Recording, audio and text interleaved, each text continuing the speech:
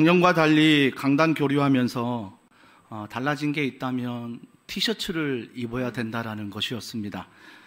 네 번째 분립개척한 더이음 사랑의 교회 강태우 목사님이 좀 형제 교회가 서로가 이렇게 강단 교류를 하는데 뭔가 통일성을 가지면 좋겠다라고 얘기를 하더라고요. 그게 뭐냐 그랬더니 티셔츠를 다들 동일하게 구입해서 입으면 좋겠다.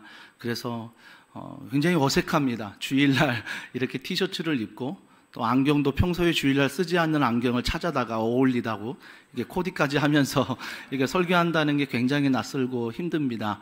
아마 강영구 목사님을 어울리실 것 같아요. 아마 날씬해서 잘 어울리실 것 같은데 굉장히 저는 어색합니다. 그럼에도 불구하고 더시티 사랑의 교회가 어색하지 않는 이유가 있다면 1년에 한 번 이렇게 와서 말씀을 전하지만 형제 교회이기 때문에 가족이기 때문에 식구이기 때문에 어색하지 않는 것 같습니다. 얼마 전에 저희 캐나다에서 저희 형님이 10년 만에 들어왔거든요. 10년 만에 들어와서 정말 오랜만에 만나 서로 한 2주일 동안 보내는데 어제 만난 것처럼 너무나 반갑고 또 즐겁게 교제하는 데 있어 전혀 어색하지가 않더라고요. 왜 그럴까 생각해 보니까 형제이기 때문에 가족이기 때문에 하나도 어색하지 않는 것 같습니다.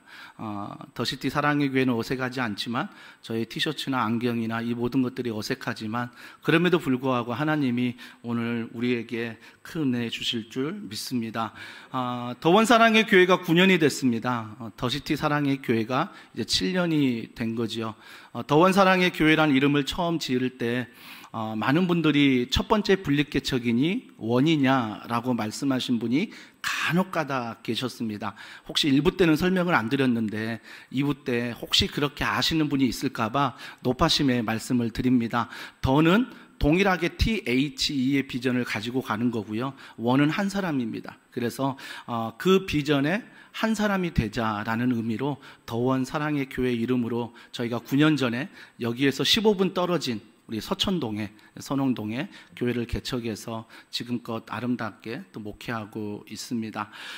감사한 것은 이 교회도 이제 막 여름 사역으로 분주하잖아요. 청년들 다녀오고 청소년들 다녀오고 이제 청년들 또 이제 수련회가 있고 또 얼마 전에 전교인 수련회 다녀오셨잖아요. 이런 주보 광고를 보면서 참 여름 사역 무더운 폭염에도 불구하고 정말 수고하고 섬기시는 또 참여하시는 모든 분들을 축복합니다. 또 저희 교회도 감사하게 이번에 여름 선교학회 하면서 저희는 국내 도시 선교와 국내 농촌 선교를 하면서 얼마 전에 마치고 저도 왔어요. 영광까지 내려가서 2박 3일 동안 농촌 선교 은혜 가운데 마치면서 돌아왔는데 이런 사역들을 통해서 여름에 땀을 흘리니 하나님이 울며 씨를 뿌린 자마다 기쁨으로 단을 거둔다고 말하잖아요. 우리가 절대 착각하지 말아야 될 것은 기쁨으로 단을 거둔다에 목적을 두면 안 됩니다. 그러면 실망하게 돼요. 판단하게 되고요. 우리가 해야 될 일은 울며 씨를 뿌리는 거예요. 이것만 하면 하나님이 그 뒤에 일은 하십니다.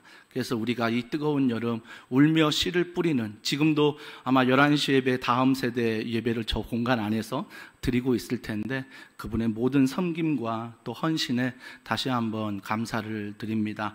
오늘 본문 말씀을 통해서 제가 나의 꿈이 아니라 그분의 은혜로 만들어 가신다라는 제목으로 말씀을 전해 드릴 텐데요. 드디어 이스라엘 통합 왕으로 다윗이 등극을 했습니다.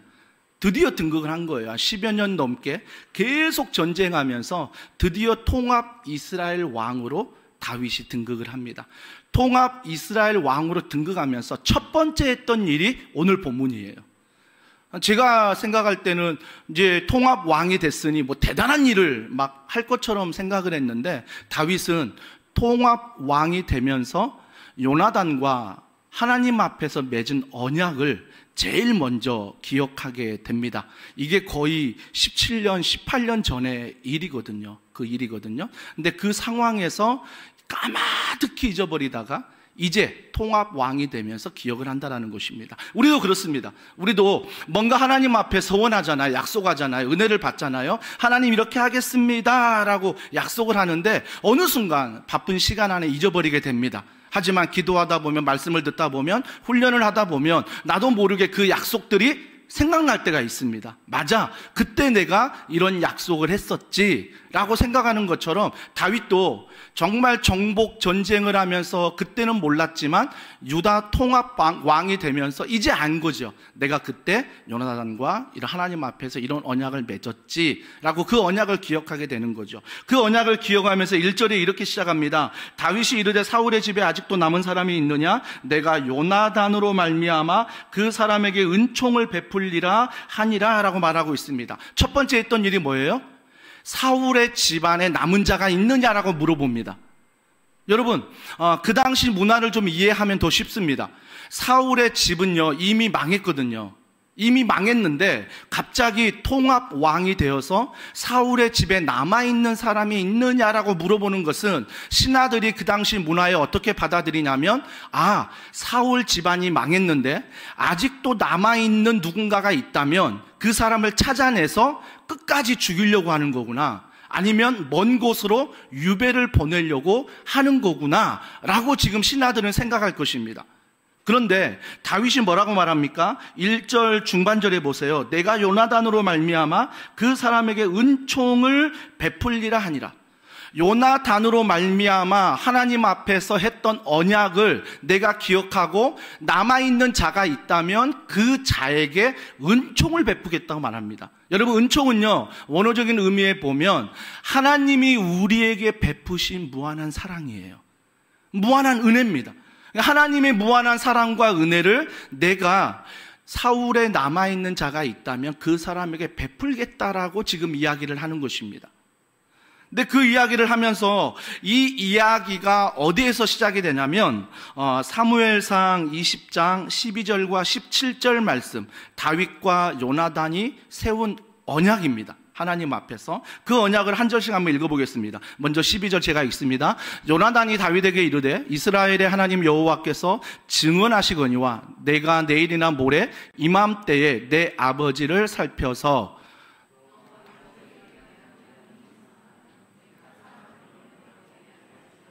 그냥 다 같이 읽는 게 좋을 것 같아요. 시작. 그러나 만일 내 아버지께서 너를 해치려 하는데도 내가 이 일을 내게 알려주어 너를 보내어 평안히 가게 하지 아니하면 여호와께서 나 요나단에게 벌을 내리시고 또 내리시기를 원하노라. 여호와께서 내 아버지와 함께 하신 것 같이 너와 함께 하시기를 원하노니 너는 내가 사는 날 동안에 여호와의 인자하심을 내게 베풀어서 나를 죽지 않게 할 뿐 아니라 여호와께서 너 다윗의 대적들을 지면에서 다 끊어버리신 때에도 너는 내 인자함을 내 집에서 영원히 끊어버리지 말라 하고, 이에 요나단이 다윗의 집과 언약하기를 여호와께서는 다윗의 대적들을 치실지어다 하니라. 다윗에 대한 요나단의 사랑이 그를 다시 맹세하게 하겠으니 이는 자기 생명을 사랑함 같이 그를 사랑함이었더라. 아멘. 다윗과 요나단이 맺은 언약입니다. 누구 앞에서요? 하나님 앞에서입니다. 여러분, 그 당시 한번 생각해 보면요, 당연히 적통 왕은요, 당연히 그 다음 왕은 요나단이었습니다. 사울, 요나단, 이게 왕의 계보가 이어지는 순서거든요. 근데 요나단이 알아버렸습니다. 하나님의 마음은 그게 아니다는 걸 알아버렸어요. 그래서 요나단은 자기가 왕이 되려고 하지 않고 하나님이 왕으로 세울 다윗을 인정하기 시작합니다. 여러분, 쉽겠습니까? 내가 왕이 될 순서인데 누군가 다윗을 하나님이 세우셔서 그가 왕이 된다는 걸 인정하기까지 요나단이 참 많이 힘들었을 것입니다. 근데 이 스토리 잘 알잖아요. 요나단이 다윗을 지켜줍니다. 요나단이 다윗을 인정해 줍니다. 왜? 하나님이 그를 왕으로 세우시려고 약속하셨기 때문입니다. 그 하나로 요나단을 자기 아버지 사울의 손에서 지켜주지 않습니까? 그러면서 다윗과 요나단 한 가지 약속해라. 하나님 앞에서 하자. 그게 뭐냐면, 다윗 너가 왕이 될 텐데 왕이 되면 절대 우리 집안을 잊어버리면 안 된다. 우리 집안을 잊어버리지 말고 우리 집안을 좀 챙겨달라. 요나단과 하나님 앞에서 언약을 한 것입니다. 그런데 다윗이 왕이 된 다음에 너무나 많은 전쟁 안에 분주하다 보니까 거의 20년 가까이 이 언약을 잊어버렸습니다. 그런데 20년 뒤 자기가 통합 왕으로 세워질 때 가장 먼저 생각났던 것이 하나님 앞에서 세운 요나단과의 언약이었습니다. 근데 그 언약을 가지고 1절에 그래서 사울의 집에 아직도 남아있는 사람이 있느냐, 이 이야기를 들을 때 신하들은 이제 남아있는 자가 있으면 다 죽이려고 할 거야 라고 착각하지만, 다윗은요 은총을 베풀겠다고 말합니다. 하나님이 나에게 주신 은혜, 나에게 주신 사랑을 그에게 베풀겠다. 그래서 내가 그를 찾는다라고 말합니다. 그때 나서는 사람이 있습니다. 그때 나서는 사람이 뭐냐면, 자, 무비보셋이 나오기까지 사용되는 도구가 있어요. 그 사람이 누구냐면 2절에 나옵니다. 사울의 집에는 종 한 사람이 있으니 그의 이름은 시바라. 여러분, 성경에서 몇 안 되는 정말 욕이 나오는 장면입니다. 그래서 여러분들 발음을 잘 하셔야 됩니다.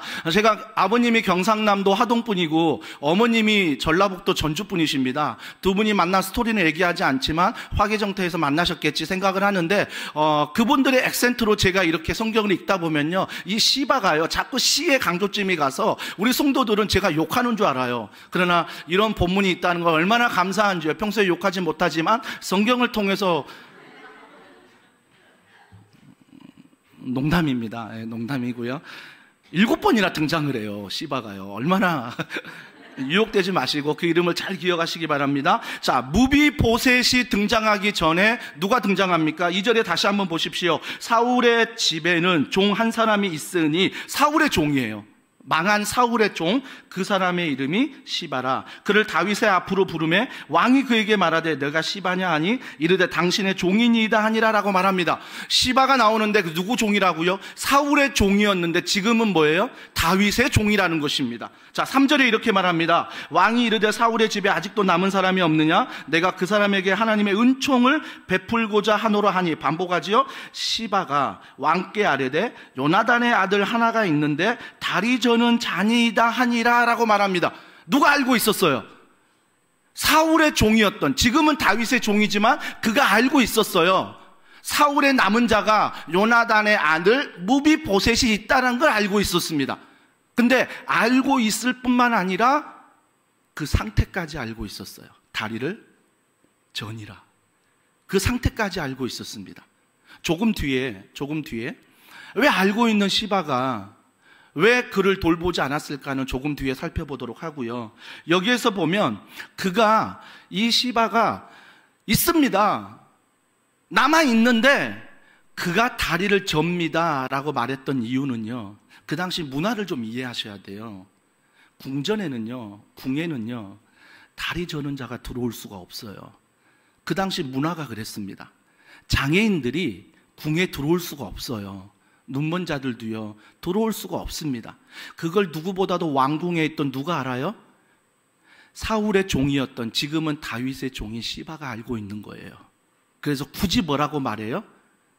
한 사람이 있는데 다리를 절고 있습니다라고 얘기하는 거예요. 그 뉘앙스는 뭐겠어요? 다윗, 당신이 그 사람을 찾고 있는데 그 사람을 찾아도 그 사람은 뭐예요?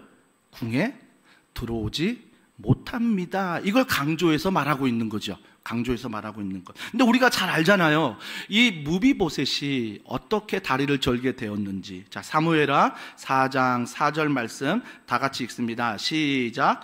전에 사울과 요나단이 죽은 소식이 이스라엘에서 올 때에 그의 나이가 5살이었는데 그 유모가 안고 도망할 때 급히 도망하다가 아이가 떨어져 절게 되었더라. 왜 다리를 절었다고요? 자기의 잘못이 아니에요. 자기의 잘못으로 다리를 저는 게 아니라 블레셋과 할아버지와 아버지가 나가서 전쟁을 하는데 거기에서 할아버지가 죽고 아버지가 죽은 거예요. 그 당시는요, 왕이 죽으면요 왕과 관련된 모든 사람들을 죽여버리거든요. 그러니까 유모가 그걸 알기 때문에 이 어린 아들, 5살 된 이 아들을 살리고자 안고 어렸을 때 도망간 거예요. 그러다가 놓쳐버린 거죠. 놓쳐버려서 어떻게 떨어졌는지 다리를 절게 되었다라고 말하고 있습니다. 결코 무비보셋의 잘못이 아니라 유모의 잘못도 아니라 상황이 그랬던 거예요. 다리를 절도라 라고 말합니다.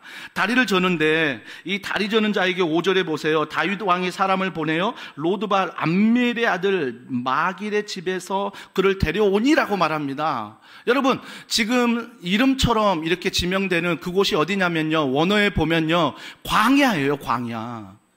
가장 외진 곳이에요. 그러면 지금 무비보셋이 어디에 있다는 거예요? 광야에 있다는 거예요. 누구 하나 신경 쓰지 않는 험한 곳에, 외진 곳에 그가 있다는 것입니다. 어떤 모습으로요? 다리를 절고 있는 모습으로 그가 그곳에 오랫동안 살고 있는 거죠. 근데 그에게 데려오라 라고 말했을 때, 자 5절에 보세요. 다윗 왕이 사람을 보내어 로드발 암멜의 아들 마길의 집에서 그를 데려왔다면 얼마나 작은 마을에서 막 군대가 오고요, 말을 타고요 오니까 얼마나 다들 놀랬겠냐고요. 이 작은 마을에 무슨 일이지? 왜 군대들이 와서 무비보셋을 찾지? 그 마을도 놀랬을 것입니다. 근데 더 놀라는 사람이 있어요. 6절에 보니까 사울의 손자 요나단의 아들 무비보셋이 다윗에게 나와 그 앞에 엎드려 절하며 다윗이 이르되 무비보셋이 하니 그가 이르기를 보소서 당신의 종이니이다. 무비보셋이 어디에 들어와요? 궁에 들어옵니다. 다리를 저는 자는 못 들어오거든요. 근데 왕이 허락해버렸어요. 들어올 수 있다. 무엇 때문에? 요나단과의 하나님 앞에서 맺은 언약이 있기 때문에 그 아들을 내가 책임지리라는 이 언약 속에 왕의 모든 궁의 법도를 다 깨버리고 그 절름발이 무비보셋을 궁에 들어오게 합니다. 그런데요, 궁에 들어왔는데 우리가 무비보셋이 돼보자고요. 신하들의 마음과 동일하지 않겠습니까?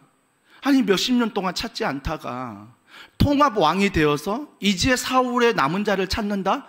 나 죽이려는 거 아니야? 나 씨를 말리려고 하는 거냐? 무비보셋도 동일한 마음이 있었을 거예요. 그래서 그 마음을 가지고 오늘 6절에 보니까 무비보셋 어떻게 했다고요?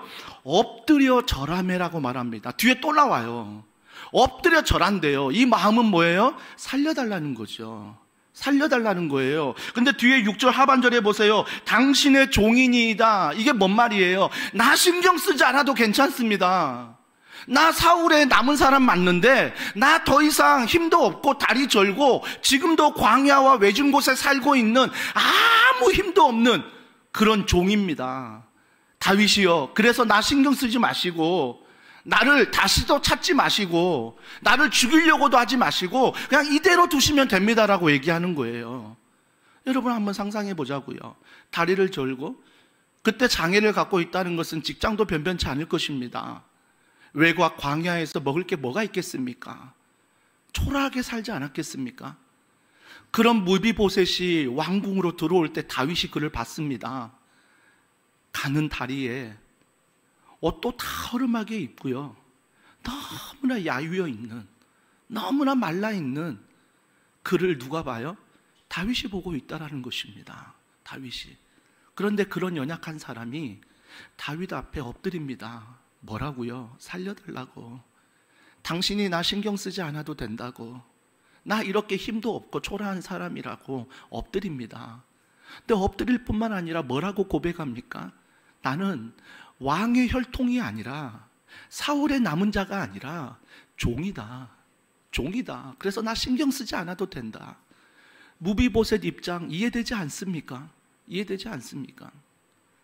그러면서 그렇게 엎드리는데 다윗이요, 파격적인 은혜를 베풀어 버려요.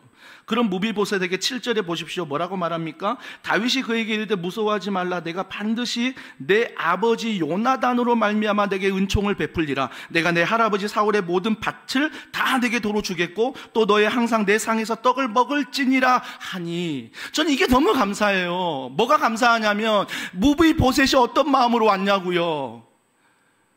사울의 남은 자로 왕이 찾으니까 이제 죽었다란 마음으로 왔거든요. 도망할 수 없어서 끌려왔거든요. 근데 끌려오다 보니까 무비보셋이 몰랐겠습니까? 다리 저는 자가 궁에 들어온다는 건 있을 수 없는 일이거든요. 근데 들어왔거든요. 그리고 자기가 두려워서 그가 엎드리고 내가 종입니다라고 말할 정도로 아주 납작 엎드려 살려달라고 얘기하거든요. 그 안에 얼마나 많은 두려움이 있었을까요? 그동안도 두렵게 살았는데 두려움의 극치 아니겠습니까? 그때 다윗이 뭐라고 말합니까? 무서워하지 말라. 저는 이게 주님의 음성 같대요. 주님이 우리가 또 한 주간을 살아왔는데, 지난 한 주간 정말 이 도시 안에서 내가 살지만 광야에 있는 것 같고, 누구 하나 나 인정해주지 않고 누구 하나 나 찾아주지 않고 정말 힘들게 하루하루 살아가는 나, 그런 내가 주님 앞에 왔을 때 주님은 나보고 너 왜 그렇게 살았니? 너 그렇게밖에 못 사니? 그렇게 말씀하신 것이 아니라 주님이 가장 먼저 나에게 해주는 말, 무서워하지 마라, 두려워하지 마라, 이 말씀 주님이 해주지 않으십니까? 오늘도 예배드리는 우리 모두들에게요, 여러분이 어떤 사연이 있는지 모르겠어요. 어떤 기도 제목이 있는지 모르겠어요. 하지만 주님은요, 내가 찬양하고 말씀을 듣고 기도하고 예배할 때 나의 소원이 이루어지지 않을지라도, 여전히 예배의 자리에 앉아있지만 광야에 있는 것 같을지라도, 여전히 종의 신분으로 이 자리에 앉아있을지라도 주님은 우리에게 말씀하십니다. 두려워하지 마라, 무서워하지 말라 라고 말씀하세요. 그러면서 뭐라고 말씀하세요? 사울의 모든 밭을 너에게 주겠다라는 것입니다. 사울의 모든 재산을 너에게 주겠다는 거예요. 우리는 여기까지가 하나님의 은혜라고 생각할 거예요. 하나님의 은혜를 받은 다윗은요, 물질뿐만 아니라 뭐라고 말합니까? 상상할 수 없는 은혜가 있어요. 내 식탁에 와서 같이 먹자는 거예요. 여러분 한번 상상해 보자고요. 왕이 먹는 식사의 자리에서 그 앞에서 편하게 먹을 수 있는 사람이 누구겠습니까? 가족들이에요. 가족들은 편하게 먹을 수 있을 것 같아요. 뭐 VIP? 이 나라를 방문한 VIP가 있다면 아주 편하게 먹을 수가 있겠죠. 또 나라에 공을 세운 사람이 있다면 편하게 먹을 수 있겠죠. 근데 그 자리에 누구를 앉혀요? 다리 절고 있는 야윈, 거의 거지 형색이며 종이라고 엎드려 두려워 떨고 있는 그 무비보셋을 다윗이 왕의 식탁의 자리에 초대하고 있다는 것입니다. 그러면서 8절에 그가 이렇게 말해요. 그가 절하여 이르되 이 종이 무엇이기에 왕께서 죽은 개 같은 나를 돌아보시나이까. 사울의 밭을 주겠다, 너 나와 같이 밥 먹자 이야기를 했는데도요, 무비보셋은 여전히 무슨 마음이 있어요? 두려운 마음이 있는 거예요. 왜? 20년 동안 그렇게 살았거든요. 두려운 마음이 있어서 또 뭐라고 말합니까? 또 절해요. 또 절해요. 그리고 뭐라고 말해요? 죽은 개 같은 나를. 죽은 개 같은 나를 왜 돌아보시나이까. 계속해서 다윗은 요나단처럼 그를 대하려고 하는데, 요나단처럼 대함을 받는 무비보셋은 자기 상황만을 보니까 여전히 종이고 여전히 개 같은 인생입니다 라고 고백하는 것입니다.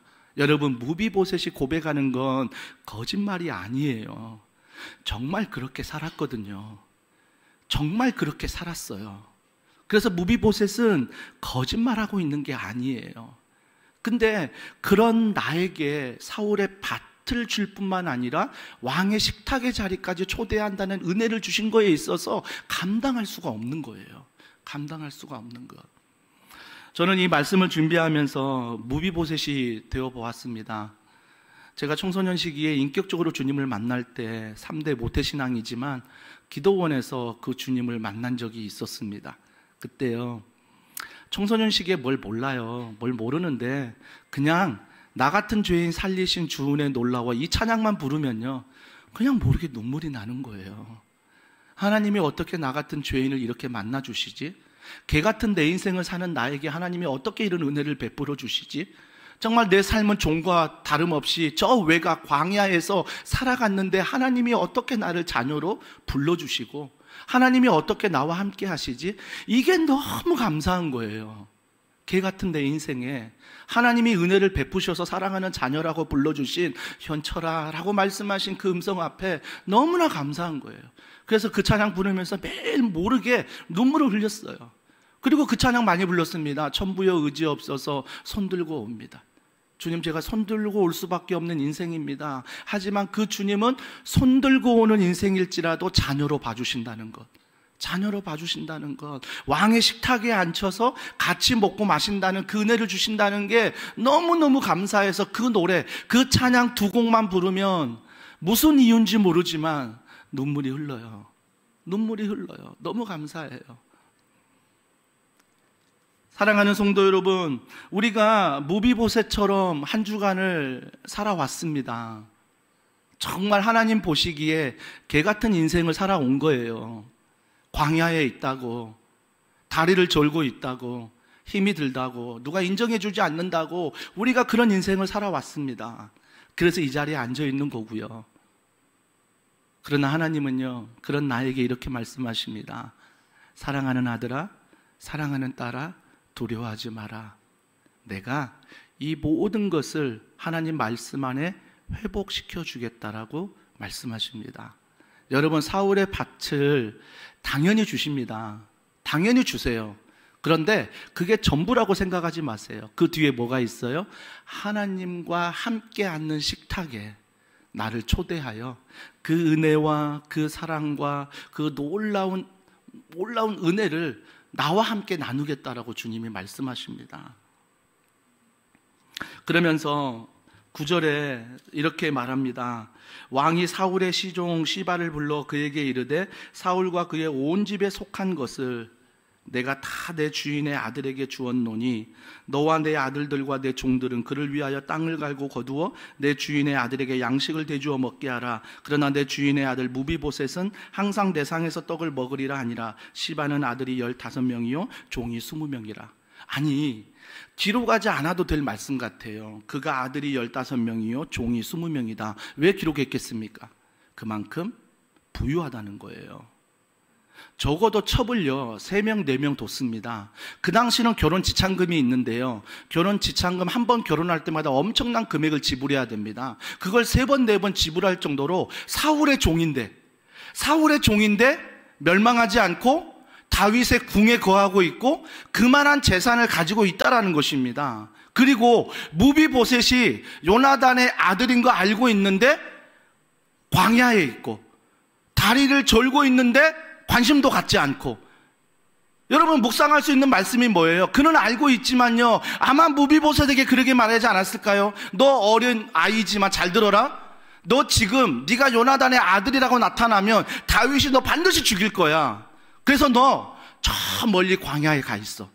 내가 조금씩 생활비는 붙여줄게. 그러면서 사울의 모든 재산을 누가 가져요? 이 종 시바가 다 가지고 있었습니다. 왜요? 그 아들이 아직 어리니까, 힘이 없으니까. 근데 그걸 누가 알았어요? 다윗이 알고 있었어요. 왜요? 다윗이 무비보셋을 불러서 사울의 밭을 주는데 다윗의 재산을 주지 않아요. 국가의 재산을 주지 않습니다. 누구의 재산을 줘요? 시바도 재산으로 그를 돌보라는 것입니다.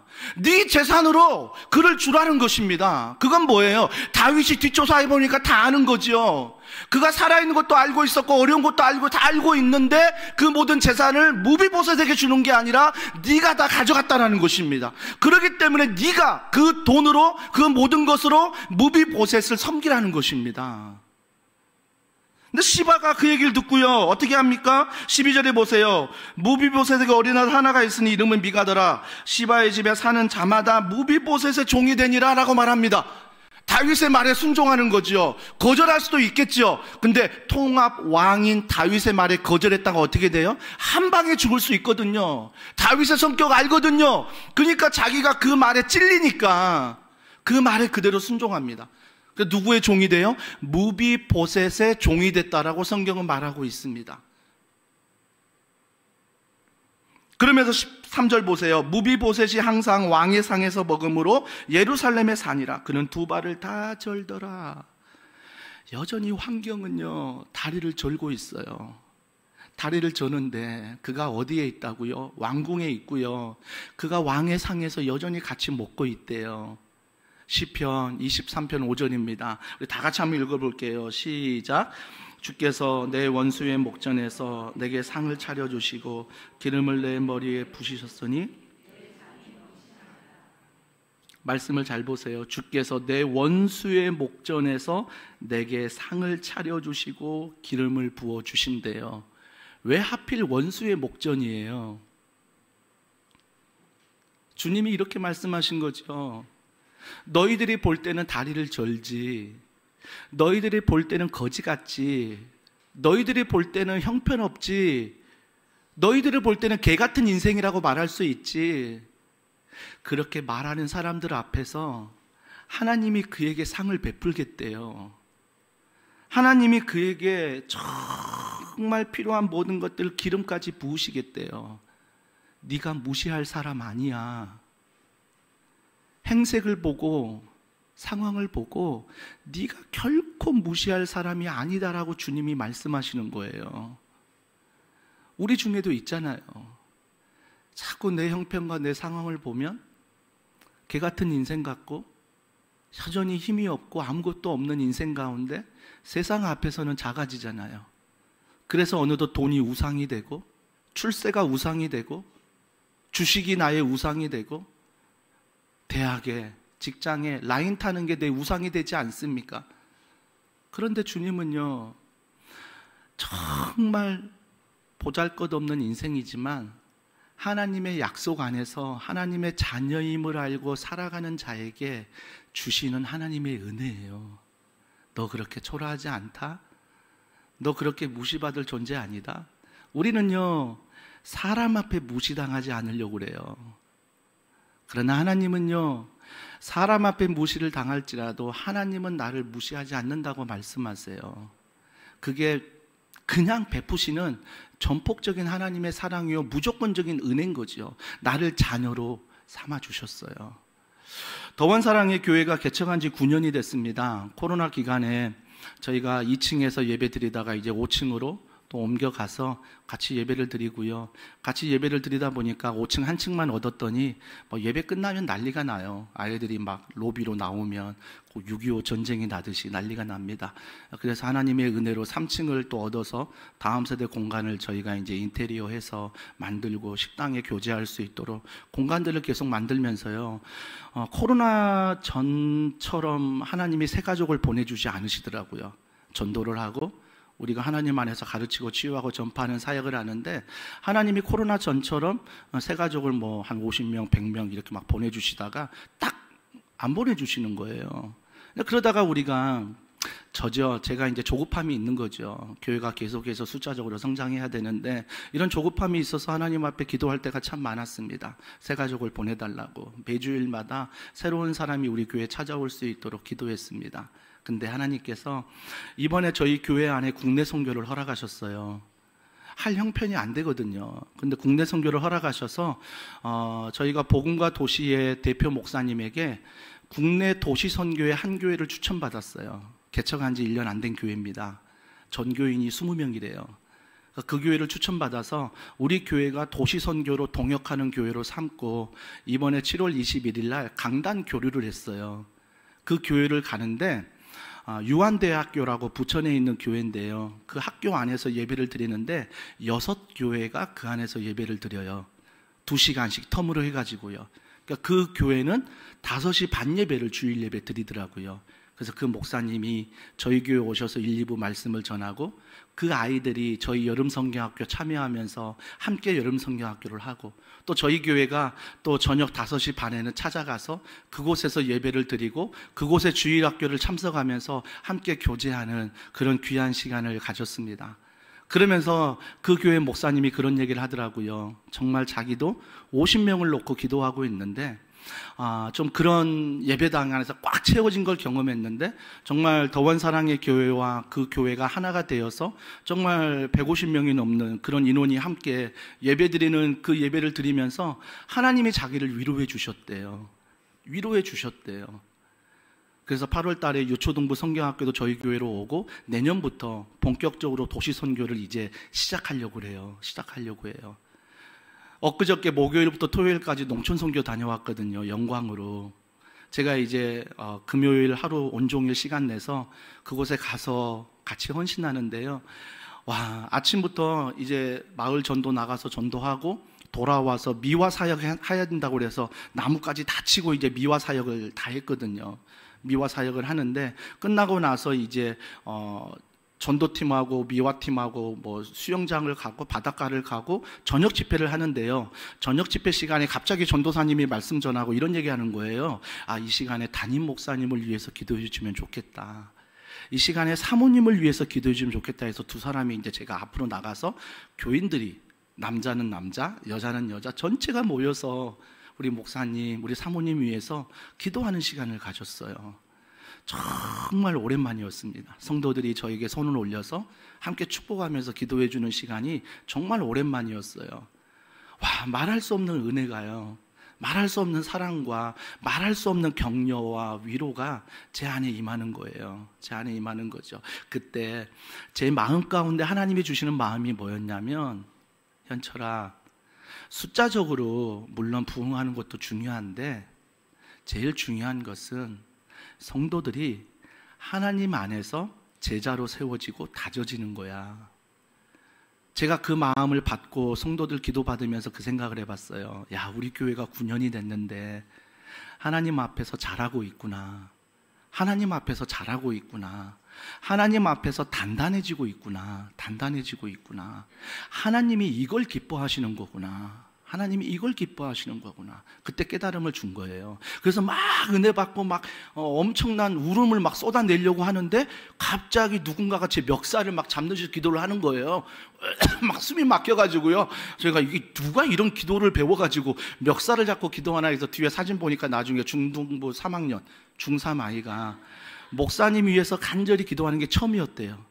근데 너무 은혜가 돼서 자기도 모르게 뒤에서 이렇게 손을 올렸는데 갑자기 앞으로 손이 가더니 저를 뒤에서 콕 잡고 막 기도한 거예요.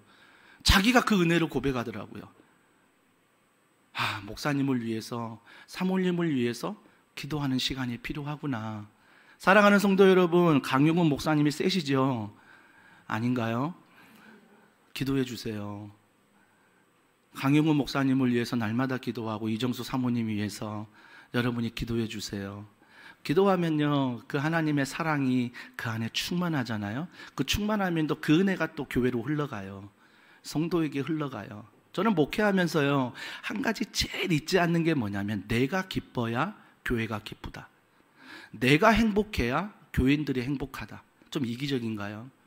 그런데요, 담임 목사가 행복하지 않으면요, 담임 목사가 기쁘지 않으면요, 교회가요 힘들더라고요. 그래서 여러분들이 담임 목사님을 위해서, 사모님을 위해서, 교역자분들을 위해서, 순장님을 위해서 앞에서 앞장서서 뭔가를 섬기는 이들을 위해서 기도해 주셔야 되는 거예요.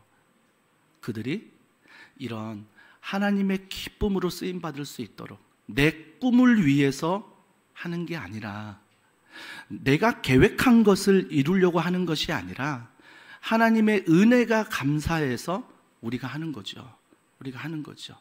그럴 때 더시티 사랑의 교회가 정말 주님 보실 때 가르치고 치유하고 전파하는 이 도시 안에서 하나님이 우리의 계획대로 세우는 것이 아니라 하나님의 계획대로 세우실 줄 믿습니다. 우리가 그 믿음 안에 달려가는 거죠. 그 믿음 안에. 형제교회로서 이곳에 와서 예배를 드리면서 느끼는 건 한 가지입니다. 참 코로나 이후에 힘든 시기인데 그럼에도 불구하고 함께 예배드리는 성도들이 있다는 것은 감사한 일입니다. 사랑하는 성도님들, 한 사람 한 사람 하나님은 기억하십니다. 담임 목사나 여러분 많은 사람들이 여러분이 어디에 앉아있다 예배를 드리고 가는지를 모를지라도 하나님은 그 한 사람을 기억하시고요, 하나님은 그 한 사람을 통해서 일하십니다. 그래서 여러분들이 때로는 무비보셋처럼 내가 다리를 절더라도, 내가 광야 외곽에 있을지라도, 누구도 알아주지 않는 그런 상황일지라도 하나님이 하나님의 때에 하나님의 방법으로 반드시 나를 찾아와 주시고, 찾아와서 이야기하신 건 내 계획이 아니라 하나님의 은혜를 나와 함께 그 식탁에서 먹을 수 있는 하나님의 자녀된 신분을, 정체성을 회복시켜 주신다라는 것입니다. 우리가 이 은혜로 무더운 여름 이 폭염을 이겨나가시고요, 이 은혜로 하반기에 임직식 귀한 일꾼들 세워지잖아요. 어찌 안수 집사님만, 어찌 권사님만 임직을 하겠습니까? 우리는 이미 임직을 받았습니다. 하나님을 믿을 때 성도라는 임직을 받았고요, 이 성도라는 이름은 신약 성경에 제자라고 말합니다. 제자 훈련 받은 사람만 제자가 아니라 예수님을 믿는 모든 성도들이 제자인 것입니다. 우리는 그 임직 앞에, 정말 받을 자격 없는 나에게 주시는 그 은혜 앞에 우리가 가질 것은 내 계획이 아니라 하나님의 은혜라는 것입니다. 은혜로 세워져 가는 거죠. 이번 주에도요, 세상에 나가면 무비보셋처럼 우리를 떨어뜨릴 거예요. 세상이 어떤 것을 가지고 여러분을 떨어뜨릴 거예요. 그러면 여러분은요, 다리를 저실 거예요. 여러분은요, 세상 앞에 절할 수도 있습니다. 여러분은요, 개 같은 내 인생이라고 말할 수 있습니다. 그런데요, 그 삶이 하나님께 붙들린다면, 하나님 앞에 있다면 하나님은 두려워하지 말라. 너가 내 상에서 먹는 귀한 자녀야 라고 말씀해 주는 그 음성을 들으며 은혜 가운데 나아가는 귀한 한 주간 되길 주님의 이름으로 축복합니다. 우리가 이 말씀 기억하면서 이 찬양 우리 같이 올려드리면 좋겠습니다. 예수로 난 예수로 충만하네. 그 충만한 찬양 우리가 하나님 앞에 올려드리겠습니다.